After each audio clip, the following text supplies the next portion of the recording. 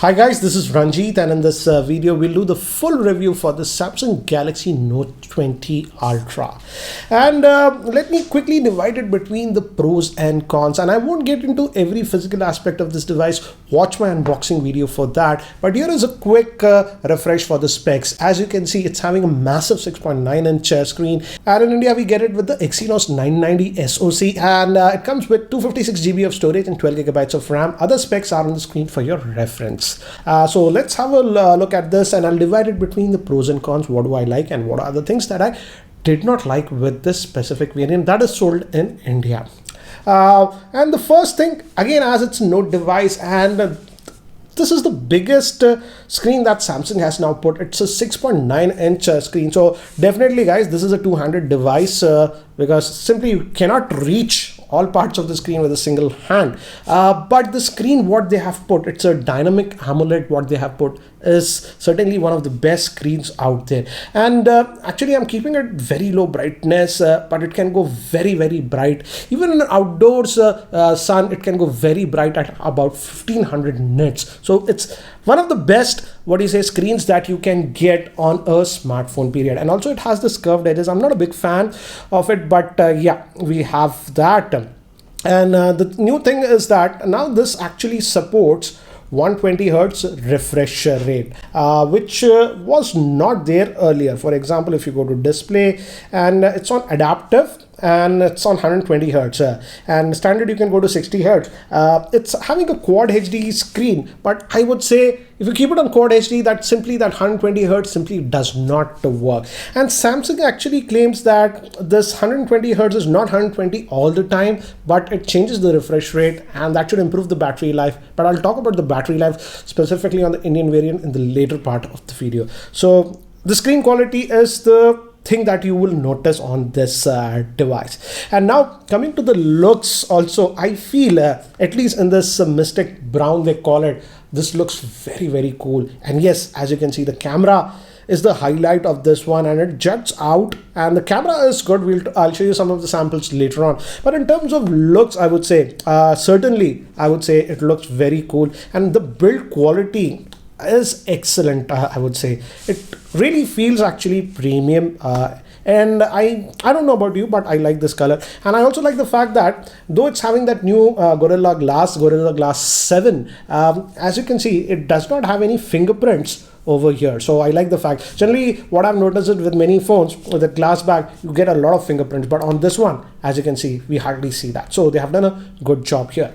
Now coming to one more thing is that Samsung has been putting this ultrasonic fingerprint scanner from about last year, and I always complained about it, but on this one, as you can see, you have the always on screen. The ultrasonic fingerprint scanner has definitely improved, I would say. Even if I compare it with the S20 Plus or the S20 Ultra, this is far more responsive. And I would say this is how the ultrasonic fingerprint scanner should have been in earlier device. Also here, it's been perfect and never had a problem. So I feel finally they have nailed the ultrasonic fingerprint scanner on the Ultra.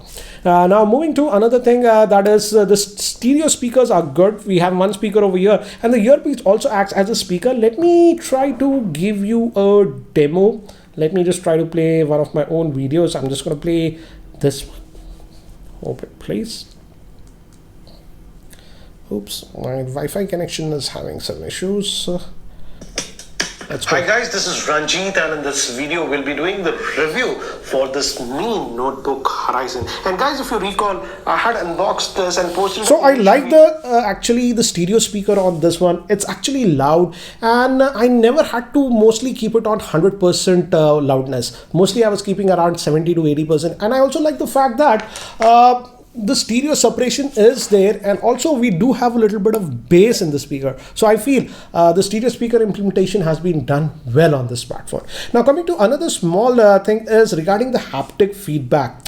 And here I would say Samsung has nailed the haptic feedback on this one. For example, when you're taking the photo, when you hit the shutter, it feels like you're physically hitting the shutter. That well, the haptic feedback has been calibrated. Also in some of the toggles, when you toggle it on and off, you feel that you're doing it with a physical button. That way I would say the haptic feedback calibration has been done very well, and we have settings to actually increase it to medium, strong, or whatever. I'm not using it on strong, but I have to say this is one thing that I noticed notice. This is a small thing, but it does make quite a bit of difference, and they have really improved the haptic feedback on the smartphone. Now, coming to another thing is that the model that is being sold in India comes with that 12 gigabytes of RAM, and I would say it handles everything without any issues. As you can see, I'm running multiple apps, and I never had an issue of RAM management on this smartphone. So I would say that is actually a good thing. So RAM management has been done very well on this smartphone. You don't have to worry about that. I'll talk about the processor in the later part of the video.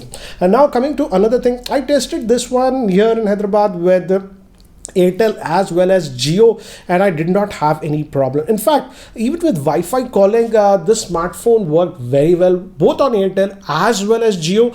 And in terms of network reception, I would say network reception was exceptionally well done on this one. Even in some of the areas I was traveling where we had low network reception, I did not have any issues in terms of call quality over the cellular network. So I feel that is something that they have nailed very well on this. I tested here in Hyderabad with Airtel as well as Jio. And coming to the earpiece also, the earpiece is very loud and clear.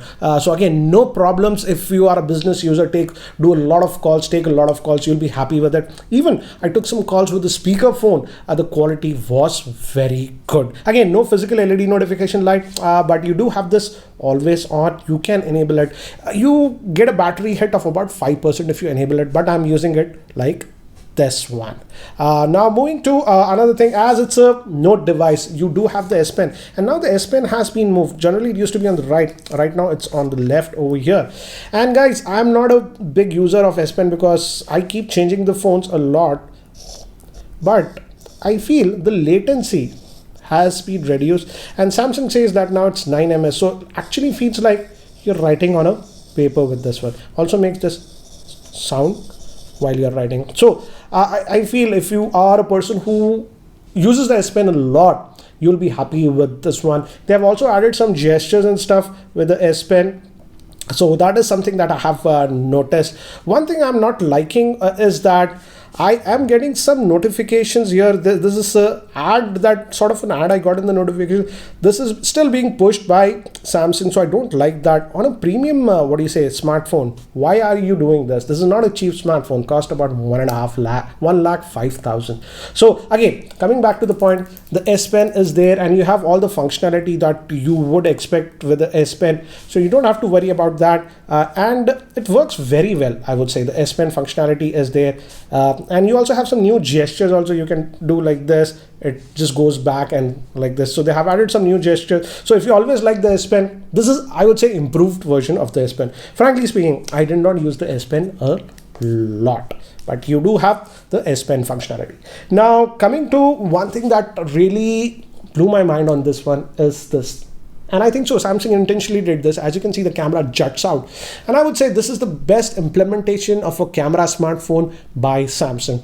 Yes, it has the specs. The main camera is a 108 megapixel. Then we have a 12 megapixel that's ultra wide, and again one more 12 megapixel that's actually a periscope zoom. It has a 5x zoom and can go digital zoom up to 50x. And as you can see, here are some of the samples that I took with this smartphone, and as you can see, they actually came out really good. And even if you shoot in the regular auto mode, out of 10 photographs, 8 will come out really good. The camera is so good, so you don't have to worry. If you're novice also, just put it on auto mode and take the pictures, you get it. The zoom also works very well. I would say much better than the S20 Ultra. And yes, the up to 5x, it's actually optical zoom. Then 1020 is digital and go up to 50. I would say don't go up to 50x. Here, as you can see, this was 50x. It smears up. But up to about 20x zoom, you can get some detail. And I would say 10x is very usable. So yes, you do have that zoom. Apart from that, if you don't even use the zoom, I feel the regular camera is good. And even the ultra wide performance was actually really good. And the camera is one of the trump cards of this smartphone. I would say one of the best that I've seen on a Samsung smartphone. In fact, I would say the camera has been calibrated much better than even the S20 Ultra. Going to the front facing camera, I was surprised that it's a punch hole. It's just 10 megapixel camera, so I did not have very high expectations.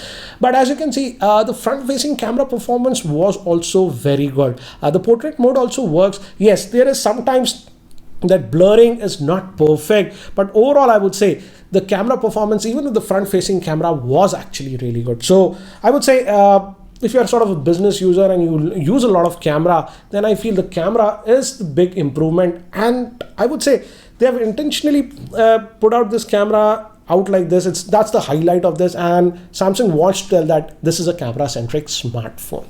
So guys, these were the things that I liked about this device. So now let's move to the list of cons that I have, and this is specific to the variant that is sold in India. In India, we are getting the Exynos 990 SoC, guys, and this is the same one that we got even with the S20, S20 Plus series, S20 Ultra. So that's not a change. Sadly, we are not getting the Snapdragon 865 Plus that we are getting in other countries like United States and some of the other countries. So I feel Samsung should have even given us the Snapdragon 865 Plus here, because the pricing of the smartphone is not low in India. It's about 1,05,000. Though we are paying the premium, we are not getting the superior processor. I would say the Snapdragon 865 Plus would be almost about 20% better in performance compared to the Exynos 990 SoC. And that brings me to the battery life of this smartphone. Frankly speaking, guys, this one has a 4500 milliamp hour battery, and I would say I was not impressed with the battery life of this smartphone. Let me actually show you the actual stats so that you have a better idea. If we go toward device care and battery, let me show you the battery stats. And as you can see, let's just go over yesterday. And as you can see, I had a screen on time of just about 4 hours 11 minutes, and I was down to, this was roughly about 12 or 13%. And that's the story that I'm having. This was the heaviest day that I could get the best battery life, that is about 5 hours of SOT, and it was down to about 7% at night, and I had to charge it a little bit. So in terms of what you say, the battery life is just average on this one, considering Note is a business centric smartphone. I would say you should expect a battery life of about 4 to a max of about 5 hours of SOT if you're having this Exynos variant of the processor. And that is slightly disappointing because I was watching some Western YouTubers review, and those guys were getting almost 6 hours of SOT, and I feel that is because of the Snapdragon processor that is being used. I feel due to this Exynos SoC and that 4500 milliamp hour battery, the battery life, if you're a heavy business user, you might have to top it up in the evening at around 7 or 8 o'clock. That's my frank opinion. So regarding the battery life, I'm not that happy. If only we had the Snapdragon variant, that would have got us almost about 20% battery life, then it would have been okay. But currently, I would say, if you're a heavy user, you will struggle at the evenings. So make sure you top it up around the evening time frame. Now, coming to another thing is that I have noticed that this smartphone does tend to get a little bit warm even with sort of extended regular usage, like I was browsing on Twitter, replying to people and doing my regular stuff over here, and watching 1 or 2 YouTube videos. The back does tend to get a little bit warm, and I think so, again, this is because of the Exynos 990 SoC. It's not like it's getting hot, but definitely it was getting a little bit warm to touch even with casual usage. And that brings me to the point that don't get this smartphone for gaming. I did play Call of Duty on this one and it played fine, but the problem was that after just about 10 minutes of gaming, the smartphone heated up so much, it became very, very hot, and the battery was also draining. And again, I feel that's because of the Exynos 990 SoC. So yes, you can game on this, but I will not recommend this smartphone if you're sort of a gamer. Now coming to another thing is it's priced at about 1,05,000, so it's crossing that 1 lakh price barrier.